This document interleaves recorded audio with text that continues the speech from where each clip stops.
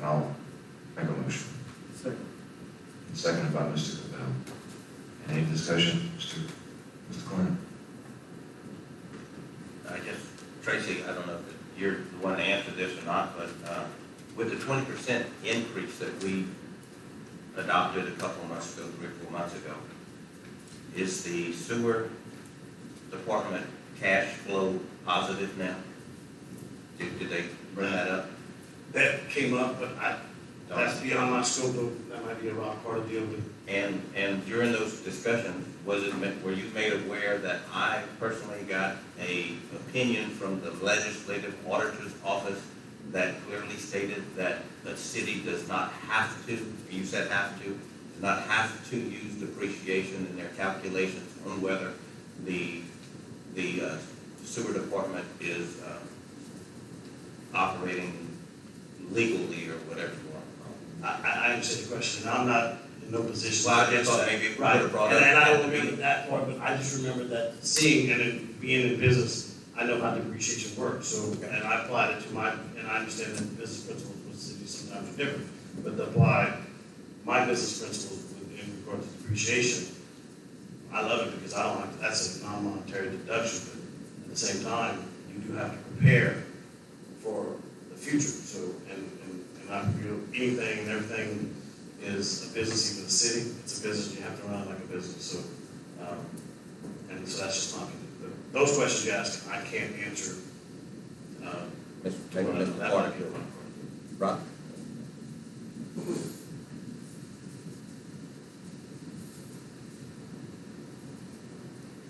As far as the revenues and cash flow, we look at it after year end, so I have no idea what the fund has done up to this point.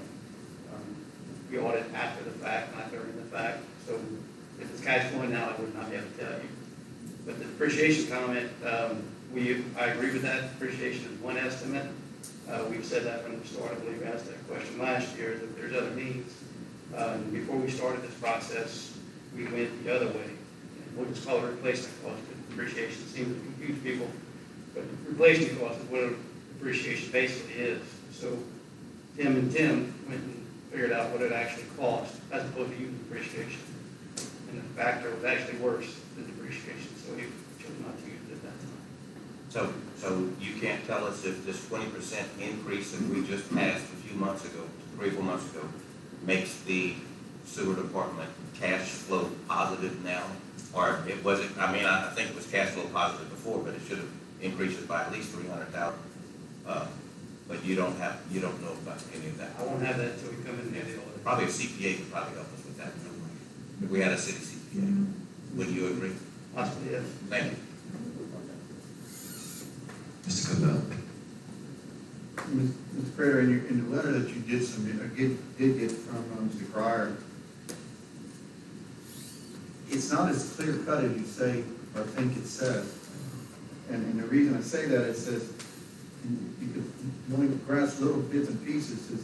Does the utility fund have to include, this is your question, does the City of Crowley utility fund have to include depreciation to determine if the sewer user fee is inadequate to cover operational expenses?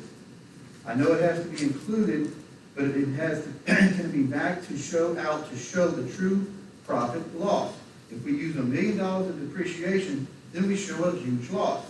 If we don't, then the user fee collected is adequate to cover operational expenses. And that's true. Okay? And no one argues that fact. Okay? But then you're losing the aspect of and the benefit of what depreciation does. And then he went, this is his answer. We only consider utility rates to be adequate when they cover long-term costs of infrastructure replacement, as well as normal daily cash flow. If your rates only address daily cash flow needs, then you will not have enough funds put aside to replace major infrastructure at the end of the useful life or in the event of a significant emergency. And I'll add that we did just spend or approve borrowing, $400,000 or $500,000 because the culminator is out. The town of St. Joseph is an example of a municipality whose water rates did not cover the cost of infrastructure replacement. ultimately resulting in a collapse of wastewater system and subsequent state takeover fiscal administration. Depreciation is one method of representing the long-term cost of infrastructure deterioration and replacement, but it may not be the most accurate method to use setting rates. When we would recommend the city consider contracting a formal rate study which can provide a more accurate, short-lived, asset service-based specific system, which is what we just did. I think. And we showed exactly what needed to be But done. did they say on there that it was, that it was somebody outside, it wasn't the city that actually was a professional, somebody with knowledge of that would conduct this thing? And anyway, yeah, exactly, I think you're exactly right. I think the 20% increase that we just passed covers and adds to it $300,000. No model that was ever presented in what we did back in March this summer, a 20% increase would even come close to what's necessary to really bring our replacement fund where it needs to be. Okay, but you're trying to recover the replacement fund in 1 year. No. I'm trying to recoup the replacement fund over at least per year. And so, but yeah, I agree, it would take maybe 3 or 4 years so that we can get up to $2 million in that fund. Yeah, that's reasonable, but I'm not gonna do it all in 1 year. I'm gonna. Again, we just had a culminator out for $500,000. We already know that the ultraviolet light system, which I believe is $900,000 to $1 million, it is not the most useful thing. We're not talking about pieces of equipment that are new that we have that we need to replace immediately. So yes, no, we do have an immediate need. And also, we're looking at, because I saw one of the discussion on what has the administration done to improve revenue.